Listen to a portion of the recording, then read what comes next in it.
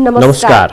यो हो समाचारमा स्वागत छ। म अपेक्षा तिमिल सेना र म रोहन श्रेष्ठ। सुरु गरौँ अहिलेसम्मका प्रमुख समाचारबाट।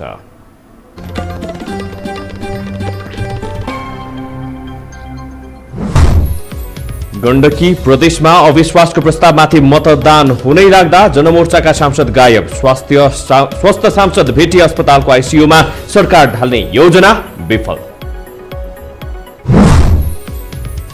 नेपालमा तीव्र गतिमा उकालो लाग्दै कोरोनाको ग्राफ, मृतक पनि थपिँदै। थप 4897 जनामा संक्रमण पुष्टि। देशभरका शैक्षिक संस्थाहरू भोलिदेखि बन्द। कोरोना खोप लगाउन अस्पतालहरूमा हजारौंको भिड। भोलिदेखि काठमाडौँमा निषेधाज्ञा सुरु हुने भएपछि सार्वजनिक स्थलमा मानिसको घुइँचो, भयावह हुने चिन्ता। कोरोनाग्रस्त भारतलाई विश्वभरबाट सहायता। बेलायतले पठायो पहिलो चरणको सहयोग। WHO को 2600 स्वास्थ्यकर्मी भारत आउँदै। र नेपाली क्रिकेटर कुशल भुर्तेल ICC T20 वरियतामा 61औं स्थानमा उक्लिए। नेपालका कप्तान ज्ञानेन्द्र मल्ल 94औं स्थानमा।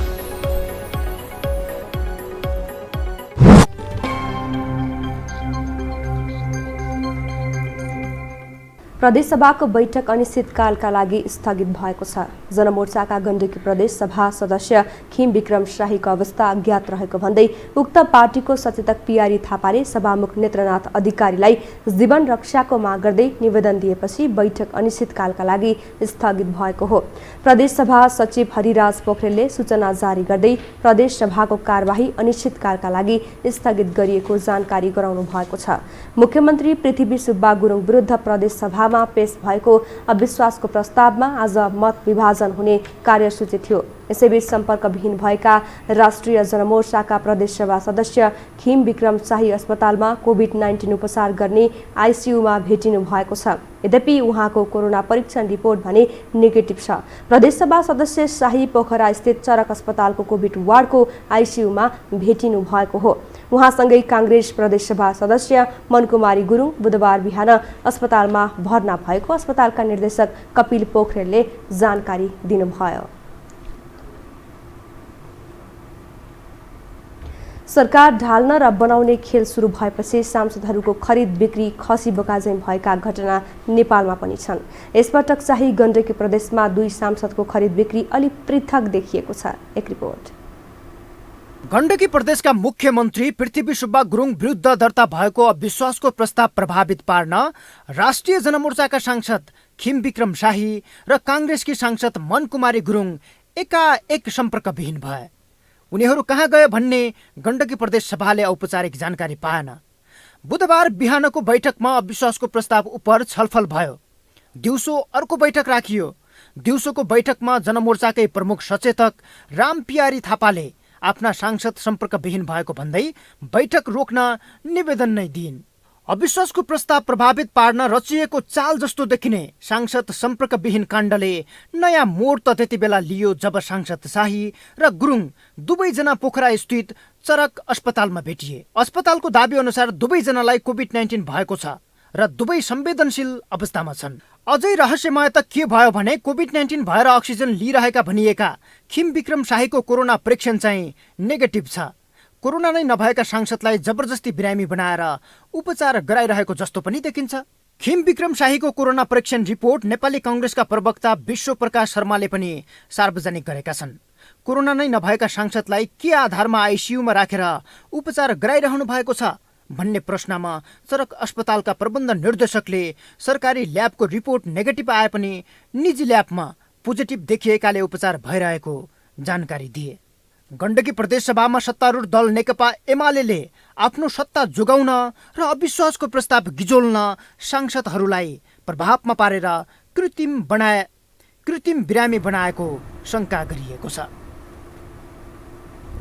विपक्षी दलहरू नयाँ सत्ता समीकरणमा ठोस सहमति गर्न नसक्दा ओली सरकारको आयु लम्बिने भएको छ। साथै कोरोनाको दोस्रो लहरले पनि नेपाल आक्रान्त बन्न थालेपछि तत्काल सरकार परिवर्तनको एजेन्डा ओझेलमा पर्ने सङ्केत देखिएको छ। एक रिपोर्ट। प्रधानमन्त्री केपी शर्मा ओलीको सरकारको विकल्प खोज्न विपक्षी दलहरू लामो समयदेखि तयारी गरिरहेको भए पनि तत्काल त्यो तयारीले मूर्त रूप नपाउने भएको छ। ओली सरकारको विकल्प खोज्ने विषयमा नेपाली कांग्रेस र माओवादी केन्द्रले निर्णय लिए पनि संसदमा निर्णायक शक्ति मानिएको जसपाले ठोस निर्णय लिन नसक्दा ओली सरकारको आयु लम्बिने भएको हो। यसै कारण न त नेपाली कांग्रेसले ओली विरुद्ध अविश्वासको प्रस्ताव दर्ता गर्न नै सक्यो, न त माओवादी केन्द्रले ओलीलाई दिएको समर्थन फिर्ता लिन नै सक्यो। माओवादी केन्द्रले त स्थायी कमिटी बैठकबाटै जसपाले निर्णय नदिएसम्म ओलीलाई दिएको समर्थन फिर्ता लिन नहुने निर्णय नै गर्यो। हामी तयार छौँ, हामीले त अनुरोध गरे अब नेपाली कांग्रेस बल्ल बल्ल तयार भएर आएको छ। जसपालाई पनि हामीले गरिरहेका छौँ। जसपाले निर्णय गर्नु पर्यो, जसपाले निर्णय गर्न साथ त्यो प्रक्रिया अगाडि बढ्छ। हामी त्यो निर्णयको प्रतीक्षामा छौँ। तर हामी फेरि भन्छौँ यो निर्णय अब लम्बिनु हुँदैन, विलम्ब हुनु हुँदैन। यता नेपाली कांग्रेसले पनि जसपालाई नै कारण देखाएर नयाँ सरकार गठनको वातावरण बनि नसकेको भन्दै आफ्नो ध्यान महाधिवेशनको तयारीमा केन्द्रित गरेको छ। नेकपा एमालेकै माधव नेपाल समूहले ओली विरुद्ध अविश्वासको प्रस्तावमा सघाउने वचन दिएकोले कांग्रेस सभापति शेरबहादुर देउवा जसपाले निर्णय लिन साथ ओली विरुद्ध अविश्वासको प्रस्ताव पेश गर्ने तयारीमा छन्। यता नेकपा एमाले पनि सरकार विरुद्ध गठबन्धन नबनोस् भनेर जसपालाई फकाउने प्रयासमा देखिएको छ। मन्त्री परिषद बैठकले जसपाका 120 जना नेता कार्यकर्ताको मुद्दा फिर्ता लिएर जसपाको मन जित्ने प्रयासमा ओली एक कदम अगाडि बढिसकेका छन्। कोही पनि सबै मिलेर अरूको तयार भए एकगठ भएर जाने अहिलेसम्म नसकेपछि त उहाँ त्यसै किन जान्ने भएर त्यसैले दिन्छ, कसले दिन्छ?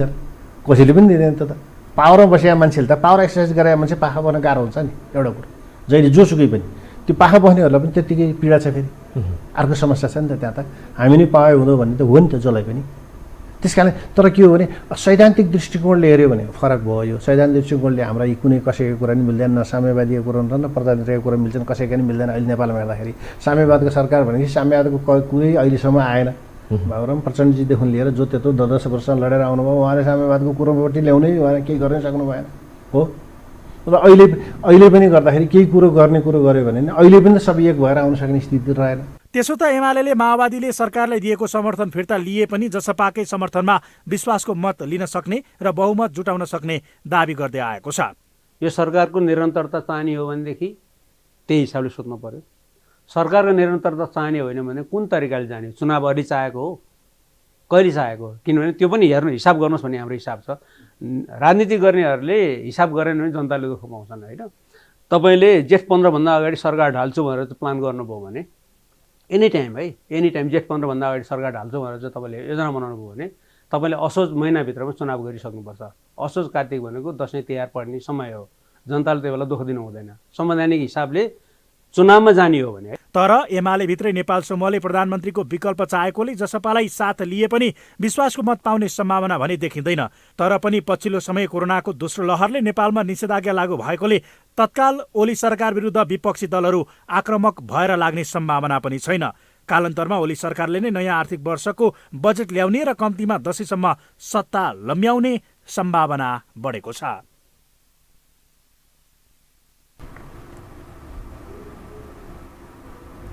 नेपालमा पछिल्लो 24 घण्टामा 4897 जनामा कोरोना संक्रमण पुष्टि भएको छ।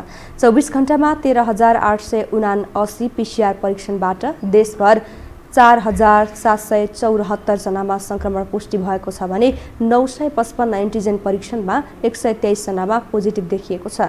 पीसीआर र एन्टिजेन गरी संक्रमितको संख्या 4897 पुगेको हो। यससँगै नेपालमा सक्रिय संक्रमितको संख्या 30,000 नाघेको छ। पछिल्लो 24 घण्टामा काठमाडौँमा 1464, भक्तपुरमा 232 र ललितपुरमा 351 गरी 2047 जनामा उपत्यकामा मात्रै संक्रमण पुष्टि भएको छ। त्यसैगरी पछिल्लो 24 घण्टामा 773 जना कोरोनाबाट मुक्त भएका छन्। यस अवधिमा थप 17 जना कोरोना संक्रमितको मृत्यु भएको स्वास्थ्य तथा जनसङ्ख्या मन्त्रालयले जनाएको छ।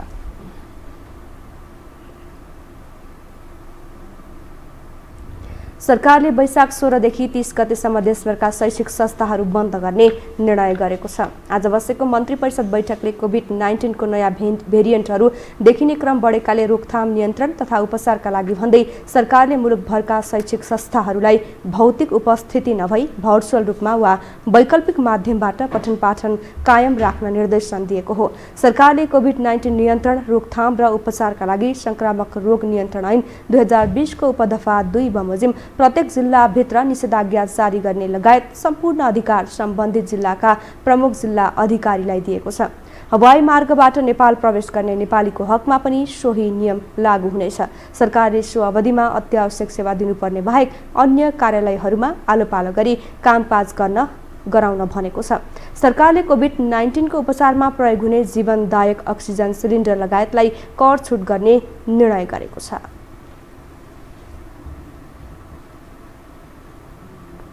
अब बाँकी समाचार। कोरोना भाइरस विरुद्धको खोप लगाउन थालिएपछि नागरिकहरूमा आत्मबल बढ्दै गएको छ। भारत र चीनले सहयोग गरेका खोपहरू लगाउन पुगेकाहरूले सामान्य सतर्कता अपनाउन नसक्दा र अस्पतालहरू पनि व्यवस्थापनमा चुक्दा यही भिडबाट संक्रमण फैलिरहेको छ। एकातिर कोरोना भाइरसको संक्रमणले सास फेर्नै मुस्किल परेपछि अक्सिजनको सहारामा बाँचिरहेका व्यक्ति छटपटाइरहेका छन्। अर्कोतिर त्यही रोगबाट बस्ने लोभले ठेलमठेल गर्दै कोरोना विरुद्धको भ्याक्सिन लगाउनेको जमात पनि ठुलै छ। न सामाजिक दूरी कायम, न त कुनै सतर्कता। एकमाथि अर्को खादिएर सर्वसाधारणको हुलहुज्जत कायमै छ।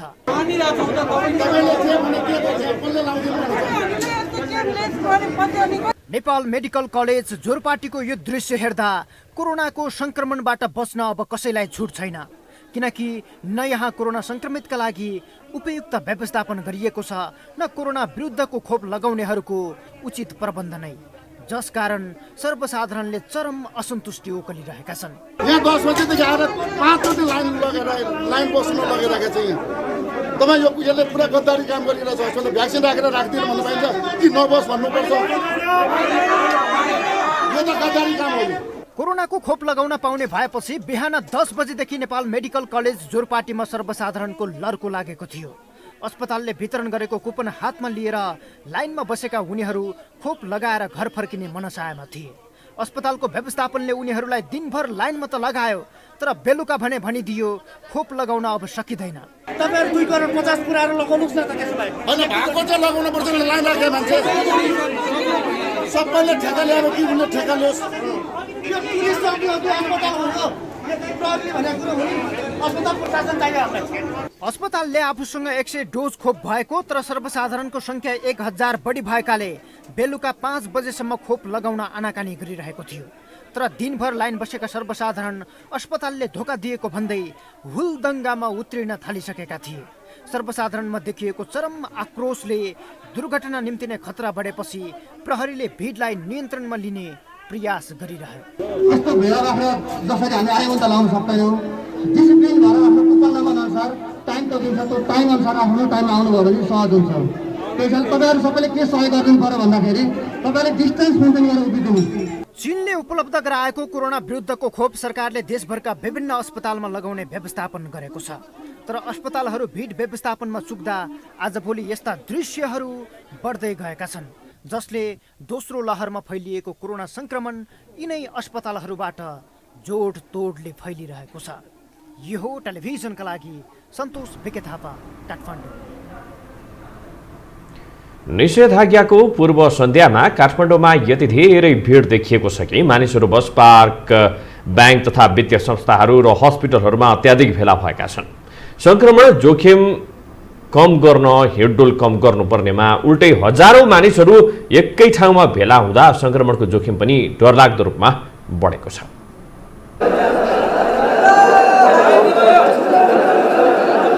यो नयाँ बस पार्क गङ्गापुको भिड हो।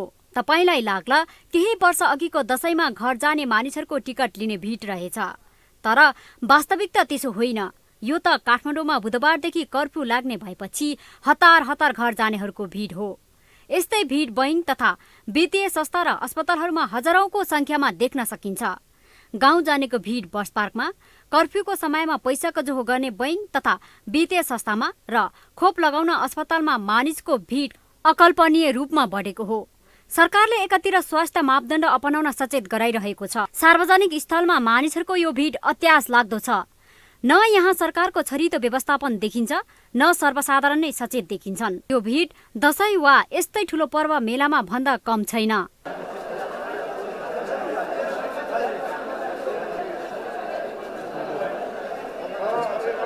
निषेधाज्ञाको समयमा अत्यावश्यक कामका लागि निस्किनु परेमा थप सञ्चय गर्न उपभोक्ता यता पनि लाइनमा बसेका छन्। बजार पसल बन्द हुने डरले उपभोक्ता सपिङ सेन्टरमा पनि उत्तिकै पुगेका छन्।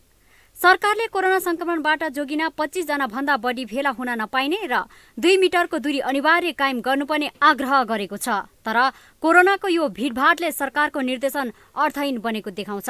तरास त तरासै छ नि, धेरै नै तरास छ नि। सुरक्षा गरेर बस्ने समय पनि छैन, त्यस्तै छ। अब आफ्नो काम विषयले हिँड्नै पर्ने समय छ। अब हस्पिटल लाने त्यतिकै छ। अस्ति अब खासमा त यो लकडाउन गर्नु त राम्रो त हो जस्तो लाग्दैन। अब अस्ति नै गर्नु नहुने बेलामा गरे नि त, होइन? अब अहिले बिचा फेरि फुका गरिदिएर अहिले झन् तरासै भयो नि त। अब जनतालाई अब यो 3 हप्ता लकडाउन भन्ने कुरो छ। 3 हप्तासम्म त बाँच्न नि गाह्रै हुन्छ नि। अब अहिले खास सबैतिर एउटा कोरोनाको त्रास छाएको छ, होइन? अब स्वाभाविक रूपले मलाई पनि लाग्ने भइहाल्यो त्यसको त्रास, होइन? हामी चाहिँ अब त्रासभन्दा पनि अझ उच्च सतर्कताका साथ चाहिँ हिँडुल गर्नुपर्छ। अब अत्यावश्यक काम नपरिकन बाहिर सकेसम्म ननिस्किँदा राम्रो हुन्छ भन्ने। यी भिडहरू सरकारको अव्यवस्था र फितालो योजनाको परिणाम हो। तराईमा भुजको आगो चाहिँ फैलिरहेको गम्भीर प्रकृतिको कोरोना यस्तै भिडका कारण काठमाडौँ र उच्च जनघनत्व रहेको शहरमा फैलिने जोखिम उच्च बनेको छ। यो हो टेलिभिजनका लागि क्यामेरामा सञ्जय घिमिरेका साथमा लीलामाया ठटाल, काठमाडौँ। काठमाडौँ उपत्यकामा कोरोना संक्रमणको दोस्रो लहर बढ्दै गएपछि तिनै जिल्लामा बिहिबारदेखि निषेधाज्ञा लागू हुने भएको छ। निषेधाज्ञा अवधिमा जनताले सरकारको निर्देशन पालना गरेर सघाउनुपर्छ भने सरकारले कोरोना नियन्त्रणको लागि आवश्यक द्रुत गतिमा कदमहरू चाल्नुपर्ने देखिन्छ। सरकारले गत वर्ष साउनको 6 गते लकडाउन हटाएसँगै मानिसका आनीबानी र व्यवहार परिवर्तन हुँदा संक्रमण फैलिएको बताइन्छ। लकडाउन हट्नुको अर्थ संक्रमण पनि घट्दै गएको रूपमा बुझेका कारण पनि समस्या आएको विज्ञहरू बताउँछन्। अहिले कोरोना महामारी नियन्त्रण बाहिर जाँदैछ। सरकारको तयारी र विभिन्न अस्पतालमा संक्रमितको अवस्था हेर्दा महामारी कुन स्तरमा छ भन्ने बुझ्न सकिन्छ। अहिले नै बिरामीलाई बेड, अक्सिजन, आइसियु तथा रेमडेसिभिर लगायतका औषधि पाउन मुस्किल परेको छ। सरकार तथा नागरिकले युरोप, अमेरिका, अस्ट्रेलिया, भारत लगायतका मुलुकमा कोरोनाको दोस्रो लहरले थरिँदा नेपालमा पनि यस्तै अवस्था आउँछ भन्ने कुरालाई बुझेर जनस्वास्थ्यका मापदण्ड पालना गरेको भए अहिले यो अवस्था आउँदैन थियो। तर नेपालमा यो अवस्था आउनुको प्रमुख कारण आम नागरिकको लापरवाही, राजनीतिक असंवेदनशील र सीमामा कडाई नगर्दा यस्तो अवस्था आएको विज्ञहरू बताउँछन्। राजनीतिक नेतृत्वको कमी हो असाध्यै, किनभने हामीसँग समय थियो र जनस्वास्थ्य विज्ञहरूले भनि पनि राख्नु भएको थियो हाम्रो दोस्रो लहर आउँछ है, दोस्रो लहर आउँछ, त्यसको लागि हामीले यो कुराहरू जोहो गर्नुपर्छ, अक्सिजनको जोहो गर्नुपर्छ, विभिन्न औषधिहरू जोहो गर्नुपर्छ भनेर बारम्बार भनिराख्नु भएको थियो। सरकारले टेर पुच्छर लगाएन। त्यति मात्र होइन, विभिन्न राजनीतिक पार्टीहरूले आफ्नो स्वार्थ सिद्ध गर्न उहाँहरूले एकदम विशाल सम्मेलनहरू गर्नुभयो, मान्छेहरूको भेला गर्नुभयो। जति मान्छेहरूको भेला भयो उति आफ्नो शक्ति देखाइन्छ भनेर उहाँहरूले गर्नुभयो। तर उहाँहरूले के बिर्सिनुभयो भने यस्तो बेलामा यसबाट सङ्क्रमण हुन सक्ने एकदम धेरै सम्भावना छ भन्ने कुराहरू उहाँहरूले बिर्सिनुभयो। र सायद किन पनि बिर्सिनुभयो होला भने सायद उहाँहरू अति असंवेदनशील, जनस्वास्थ्यप्रति असंवेदनशील भएको हुनाले बिर्सिनुभयो होला। किनभने नेताहरू जो माथि सत्तामा बस्छन् उनीहरू यदि बिरामी पर्यो भने त उनीहरूको लागि त जहाँबाट भए पनि अक्सिजन, विभिन्न किसिमको औषधिहरू त आइहाल्छ।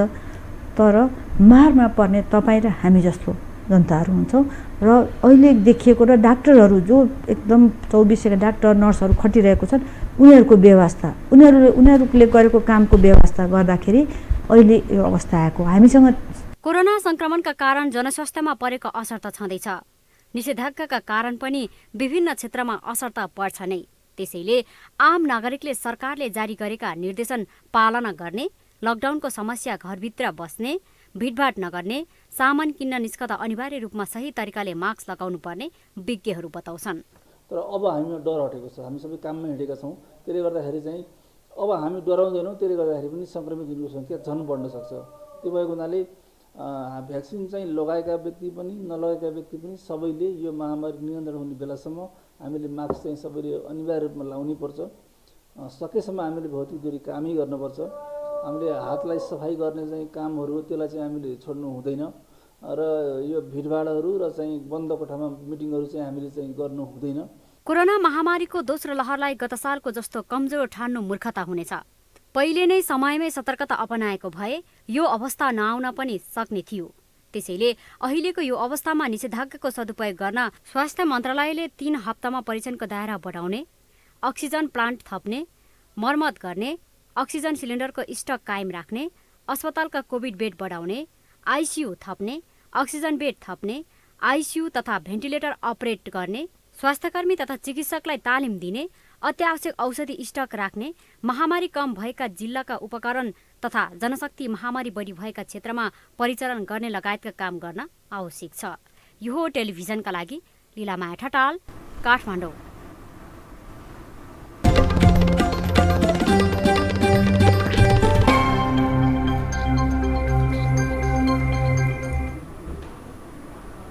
विश्रामपछि स्वागत छ। अब बाँकी समाचार। सरकारले जनता समाजवादी पार्टी जसपाका 120 जना नेता कार्यकर्तामाथि लागेको मुद्दा फिर्ता लिएको छ। नेपाल सरकारले सरकारवादी रहेका 15वटा मुद्दामा 120 जनाको मुद्दा फिर्ता लिएको हो। सूचना तथा सञ्चार मन्त्री पार्वत गुरुङले आज मन्त्री परिषदको निर्णय सार्वजनिक गर्दै नेपाल सरकारवादी रहेका 15 मुद्दामा 120 जनाको मुद्दा फिर्ता लिएको जानकारी गराउनु भएको हो। उहाँले त्यस्तै मुद्दामा भई निरन्तर फिर्ता लिँदै जाने समेत जनाउनु भएको छ। जनता समाजवादी पार्टीले मधेस र थारूहट आन्दोलनका क्रममा आफ्ना नेता कार्यकर्तामाथि लगाइएका मुद्दा फिर्ता लिन माग गर्दै आएको थियो। सोही अनुसार सरकारले मुद्दा फिर्ता लिने निर्णय गरेको बताइएको छ। नेकपा एमालेका नेता डाक्टर भीम रावलले अध्यक्ष केपी शर्मा ओलीको स्वेच्छाचारी र पार्टी विधान विपरीतका क्रियाकलाप बन्द नभएसम्म आफूहरूको अभियान पनि बन्द नहुने बताउनु भएको छ।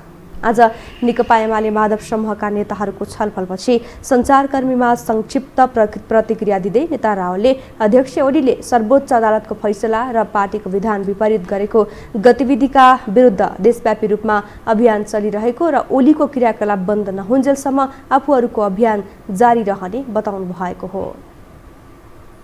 पार्टीको विधान मिच्ने केपी शर्मा ओलीजीका क्रियाकलाप बन्द हुँदैनन्, त्यसलाई चाहिँदैन, तबसम्म हामीले अगाडि बढ्नुपर्छ भन्ने कुरालाई हामीले पुनर्पुष्टि गरेका छौँ। र त्यसको साथसाथै अहिले जुन कोरोना विषाणुको सङ्क्रमणको महामारी फेरि पुनः देशव्यापी रूपमा बढ्न थालेको छ। यस्तो अवस्थामा हामीले हाम्रो पार्टीका सबै कार्यकर्ता, नेता, सबै शुभेच्छुक जनसमुदायले भर्सक समुदायलाई यसबाट बच्नको लागि एक आपसमा सहयोग गर्ने। नेता रावलले कोरोना नियन्त्रणका लागि सरकारले प्रभावकारी पाइला चाल्न नसकेको आरोप पनि लगाउनु भयो। यस्तो अवस्थामा जुन प्रकारले प्रभावकारी जसरी पाइला चाल्नु पर्थ्यो, जसरी औषधि उपचार, स्वास्थ्यकर्मी लगायतका अरू कामहरू गर्नु पर्थ्यो, त्यतातर्फ सरकारले प्रभावकारी रूपमा काम गरेको पनि देखिएन। सरकारले पनि यसमा प्रभावकारी रूपमा काम गर्नुपर्छ। नेता रावलले अध्यक्ष ओलीले आफूहरूलाई कारबाही गर्ने भन्ने कुरा गलत भएको पनि बताउनु भयो। नेपालको कानुन बमोजिम ओलीले आफूलाई कारबाही गर्न नसक्ने उहाँको भनाइ थियो। अब बाँकी प्रसङ्ग। बागमती प्रदेशका मुख्यमन्त्री डोरमणि पौडेलले मन्त्री परिषद विस्तार गर्नुभएको छ। पौडेलले नेकपा एमालेका प्रमुख सचेतक केशवराज पाण्डेलाई आन्तरिक मामिला तथा कानुन मन्त्री, सुरेश नेपाललाई उद्योग पर्यटन वन तथा वातावरण मन्त्री, सरस्वती बस्नेतलाई सामाजिक विकास मन्त्री र डाक्टर रामकुमार अधिकारीलाई सामाजिक विकास राज्य मन्त्रीमा नियुक्त गर्नुभएको हो। नवनियुक्त मन्त्रीले आजै साँझ प्रदेश प्रमुख विष्णुप्रसाद प्रसाई समक्ष पद तथा गोपनीयताको शपथ लिनु भएको छ। गत पुस 10 गते मुख्यमन्त्री पौडेल विरुद्ध ल्याइएको अविश्वास प्रस्तावमा प्रस्तावक रहेका शालिग्राम जमकटेल, अरुण प्रसाद नेपाल र युवराज दोलालले राजीनामा दिएपछि ती पद रिक्त रहँदै आएका थिए। नवनियुक्त मन्त्रीले आज अपराह्न आफ्नो मन्त्रालयको कार्यभार सम्हालेको मुख्यमन्त्री तथा मन्त्री परिषद सचिवालयले जनाएको छ।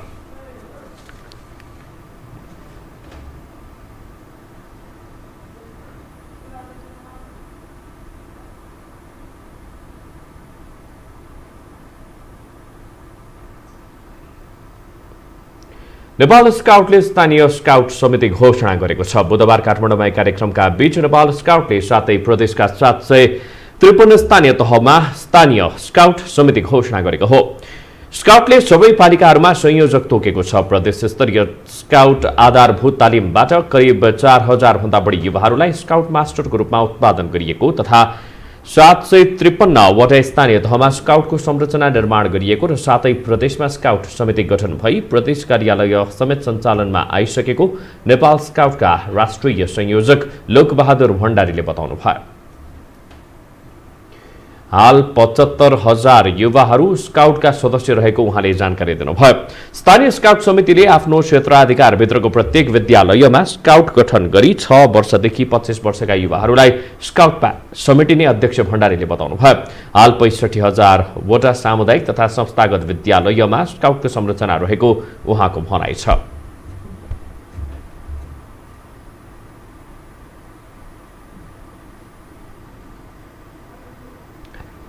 हामीसँग अन्तर्राष्ट्रिय र खेल समाचार बाँकी नै छन्। अहिलेलाई विश्राम।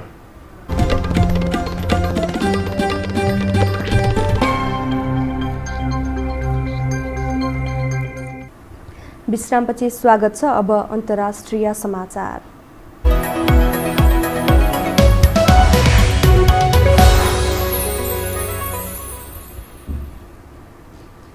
कोरोनाको दोस्रो लहरले हायल कायल बनिरहेको भारतलाई विभिन्न देशहरूले सहयोग गरिरहेका छन्। संक्रमण दर र मृत्युदर दुवैमा दैनिक रेकर्ड कायम भइरहेको भारतमा बढ्दो अक्सिजन अभावका बीच विभिन्न देशहरूले खोपको कच्चा पदार्थ, आवश्यक औषधि र अक्सिजन लगायतका सामग्री सहयोग गर्ने भएका हुन्। एक रिपोर्ट। भारतमा यति बेला कोरोना भाइरसको संक्रमण भयावह बनेको छ। अस्पतालहरूका बेड भरिँदा मानिसहरू उपचारको अभावमा ज्यान गुमाउन बाध्य बनिरहेका छन्। अर्कातर्फ संक्रमितले अत्यावश्यक अक्सिजन नपाउँदा अवस्था थप दर्दनाक बनिरहेको छ। विश्वकै ठूलो जनसङ्ख्या भएको देशहरू मध्येको एक भारतमा कोरोना विरुद्धको खोप अभियान पनि सञ्चालन भइरहेको छ। आफ्नै देशमा खोप उत्पादन गर्न सफल भए पनि भारत कोरोना नियन्त्रणमा भने सफल हुन सकेको छैन। युके भेरिएन्ट एवं भारतमै अक्टोबरमा देखिएको अर्को भेरिएन्टका कारण अहिले त्यहाँ संक्रमण तीव्र गतिमा फैलिरहेको छ। त्यस्तै हालसालै ठूल्ठूला राजनीतिक र्याली एवं धार्मिक भेलाले संक्रमणको फैलावटमा सघाउ पुगेको थियो। यस्तो अवस्थामा भारतलाई यति बेला विश्वका विभिन्न देशहरूले महामारी विरुद्ध लड्न सहयोग गरेका छन्। यसैबीच बेलायतले गरेको सहयोग प्याकेज पहिलो पटक मंगलबार नयाँ दिल्ली आइपुगेको छ। भेन्टिलेटर र अक्सिजन उपकरण लगायतको बेलायती सहयोग मंगलबार दिउँसो भारत आइपुगेको हो। अन्य सहयोगका सामग्री पनि यसै साता भारत आइपुग्ने बताइएको छ। बेलायतले भारतलाई हावाबाट अक्सिजन तान्न सक्ने अक्सिजन कन्सन्ट्रेटर उपकरण 495 तथा 120 नन इन्भेजिभ भेन्टिलेटर तथा 20 म्यानुअल भेन्टिलेटर सहयोग गरेको हो। त्यसैगरी अमेरिका लगायत अन्य देशहरूले सहयोग गरेका आपतकालीन सामग्रीहरू पनि भारत आउने क्रममा रहेको जनाइएको छ। अमेरिकाले खोपको कच्चा पदार्थमा लगाएको निर्यात प्रतिबन्ध समेत हटाइसकेको छ। भारतीय अधिकारीहरू तथा सिरम इन्स्टिच्युट अफ इन्डियाले अमेरिकालाई उसले कच्चा पदार्थमा लगाएको निर्यात नियन्त्रण हटाइदिन भनेपछि अमेरिकाले यस्तो निर्णय गरेको हो। त्यस्तै भारतका लागि अमेरिकाले भेन्टिलेटर, पिपिई तथा परीक्षण किटहरू पठाइसकेको जनाएको छ। यता फ्रान्सले पनि भारतमा अक्सिजन आपूर्ति गर्ने बताएको छ। साथै युरोपेली युनियनले पनि अक्सिजन तथा औषधि पठाउने बताएको छ। भारतसँग तनावपूर्ण सम्बन्ध रहेको पाकिस्तानले पनि सहयोग गर्न सक्ने बताएको छ। पाकिस्तानका प्रधानमन्त्री इमरान खानले भारतको अवस्था चाँडै सुध्रियोस् भनेर प्रार्थना गरेको जनाएका छन्। भारतका अस्पतालहरूमा अक्सिजनको कमी भएपछि पाकिस्तानका ट्विटर प्रयोगकर्ताहरूले ट्विटरमा #India live matter #India needs oxygen trend चलाएका छन्। त्यसैगरी चीनले पनि भारतलाई 800 अक्सिजन कन्सन्ट्रेटर सहयोग गरेको छ। थप 10,000 केही दिनमै पठाउने बताइएको छ। यता युएईले पनि भारतमा उच्च क्षमताको क्रायोजेनिक अक्सिजन ट्याङ्कर पठाएको छ भने साउदी अरबले पनि भारतमा अक्सिजन ट्याङ्करका साथै 80 मेट्रिक टन अक्सिजन पठाउने तयारी गरेको छ। त्यस्तै सिङ्गापुरले पनि भारतलाई स्वास्थ्य सामग्री सहयोग गरेको बताइएको छ। अमेरिकामा पूर्ण खोप लगाइसकेकाहरूले बाहिर हिँडडुल गर्दा मास्क लगाउन नपर्ने भएको छ। खोपका आवश्यक मात्रा लगाइसकेकाहरूले एक्लै हुँदा सानो समूहमा रहँदा मास्क लगाउन नपर्ने अमेरिकाको center for disease control and prevention CDCले घोषणा गरेको छ। तर कोठाभित्र वा भिडभाडयुक्त स्थलहरूमा अझै पनि मास्क लगाउन पर्ने CDCले जनाएको छ। हालसम्म 9 करोड 50 लाख अमेरिकीले खोप पूर्ण मात्रामा लगाइसकेका छन्। CDCको नयाँ मापदण्डप्रति राष्ट्रपति जो बाइडेनले खुसी व्यक्त गरेका छन्। उनले कोरोना भाइरस खोपका पूर्ण रूपमा लगाइसकेका मानिसहरूलाई अब बाहिर मास्क लगाउन नपर्ने बताएका हुन्। उक्त घोषणापछि उनले व्हाइट हाउसमा मास्क बिना केही बेर बाहिर हिँडेर देखाएका थिए। महामारी विरुद्ध लडाईँमा अमेरिकाले सफलता हासिल गरेको प्रति खुशी व्यक्त गरेका छन्।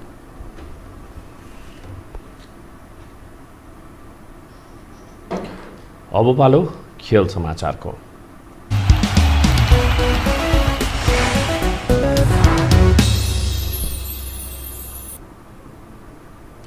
नेपाली क्रिकेटर कुशल भुर्तेल आइसिसी टी20 वरियतामा 61औं स्थानमा पुगेको छ। आइसिसीले बुधबार अपडेट गरेको नयाँ वरियता अनुसार ब्याट्सम्यानतर्फ भुर्तेल आफ्नो 32 स्थान सुधार गर्दै 61औं स्थानमा उक्लिएका हुन्। यसअघि उनी पहिलो पटक शीर्ष 100मा समावेश हुँदा 93औं स्थानमा थिए। नेपालमै भएको त्रिकोणात्मक टी20 सिरिजमा डेब्यू गर्दै उत्कृष्ट ब्याटिङ गरेपछि उनी वरियतामा समावेश भएका थिए। भुर्तेलले लगातार 3 खेलमा अर्धशतक प्रहार गर्दै कीर्तिमान बनाउनुको साथै एकै सिरिजको 5 खेलमा 4 अर्धशतक प्रहार गरेका थिए। सिरिजको उपाधि नेपालले जित्दा सर्वाधिक 278 रन बनाएकोमा उनले वरियतामा धेरै स्थान सुधार गरेका हुन्। नेपालका कप्तान ज्ञानेन्द्र मल्ल 94औं स्थानमा रहेका छन्। यस्तै नेपालका उपकप्तान दिपेन्द्र सिंह ऐरी 56औं स्थान सुधार हुँदै 108औं स्थानमा उक्लिएका छन्।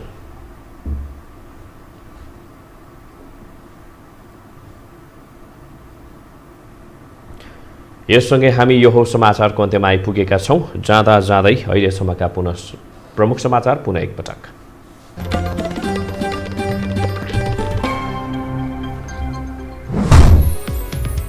गण्डकी प्रदेशमा अविश्वासको प्रस्तावमाथि मतदान हुनै लाग्दा जनमोर्चाका सांसद गायब। स्वस्थ सांसद भेटी अस्पतालको आइसियुमा सरकार ढाल्ने योजना विफल।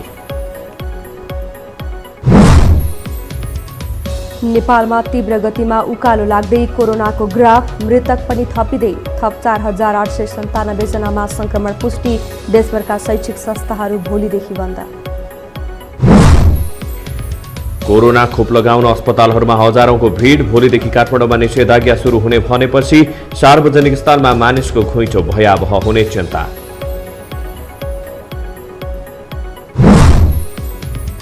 कोरोनाग्रस्त भारतलाई विश्वभरबाट सहायता। बेलायतले पठायो पहिलो चरणको सहयोग। WHO को 2600 स्वास्थ्यकर्मी भारत आउँदै।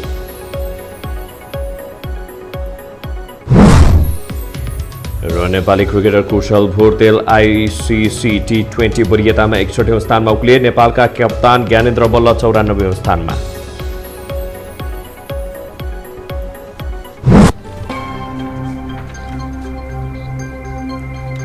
हवस् त यो समाचार सकियो। समाचार बुलेटिनका साथै यो टेलिभिजनका सम्पूर्ण कार्यक्रम यो टेलिभिजन.com, यो खबर.com, युट्युब र फेसबुकमा पनि पढ्न र हेर्न सक्नुहुनेछ। मोबाइलमा यो टिभी एप डाउनलोड गरी हामीलाई प्रत्यक्ष हेर्न सक्नुहुनेछ।